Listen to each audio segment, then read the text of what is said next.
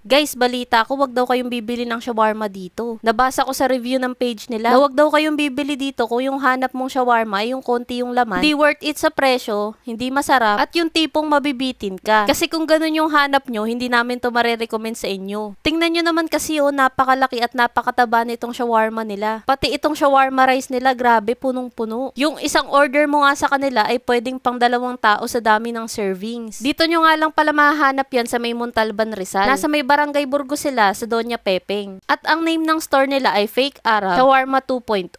Kakabukas lang nila ng kanilang physical store. Dati kasi sa online lang sila, pero dahil sa sobrang lakas, meron na sila ngayong pwesto dito. Pagdating nga namin dito, pumila muna kami kasi ang dami talagang order sa kanila. Kakabukas pa nga lang, tingnan nyo naman yung listahan nila, napakahaba na agad. Marami na talaga kasi silang suki online, kaya nung nagbukas sila ng physical store, ito dinadagsa sila. Yung mga ingredients kasi nila dito, homemade. Sila rin yung gumawa ng pita kaya napakalambot. At yung mga timpla ng karne, pati mga sauce, sila lang din talaga yung gumawa. Kaya nung natikman ko yung shawarma nila, iba rin talaga yung lasa ng sarap at sa kanila mo lang matitikman. Sa sahog ng shawarma nila, may kamatis, pipino, repolyo, sibuyas, at yung napakarami nilang karne. Beef shawarma pita nga pala to. Available din sa kanilang shawarma ang chicken. Ngayon alam ko na kung bakit sila dinadagsa. Kasi naman tingnan nyo, hindi talaga kayo titipirin sa mga sahog. Plus yung timpla din ng mga sauce nila, masasarap talaga. Dito nga lang ako nakatry ng ganitong kalaking shawarma. Kadalasan kasi yung mga nabibili kong shawarma, mga 3 hanggang 5 kagat lang. Pero yung shawarma nila dito, kailangan mong hawakan talaga ng 2 kamay. Sa sobrang lapad ba naman ito,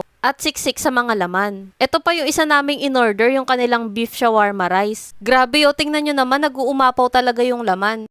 Ito nga pala yung mga sauce na nilalagay, yung garlic sauce, hot sauce, at cheese sauce. Sa isang order mo, paniguradong busog na busog ka talaga eh.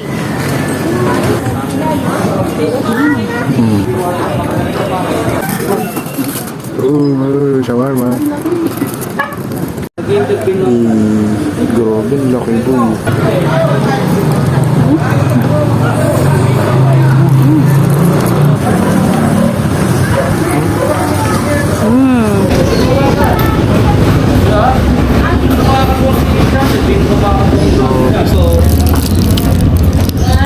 Extra hot sauce.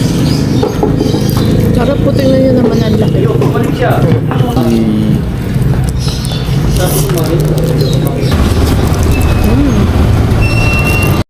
Sa mga hindi alam yung Doña Pepeng sa may Montalban, isearch nyo lang sa Google Map ang 7-Eleven Talisay, Burgos. Simula dito sa may main road, onting lakad na lang at makakarating na kayo sa may Fake Arab Shawarma 2.0.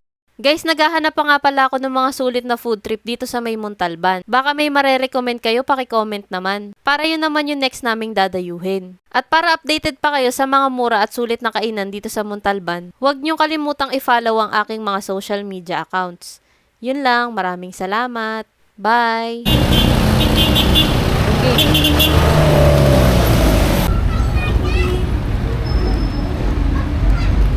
Dito kami ngayon.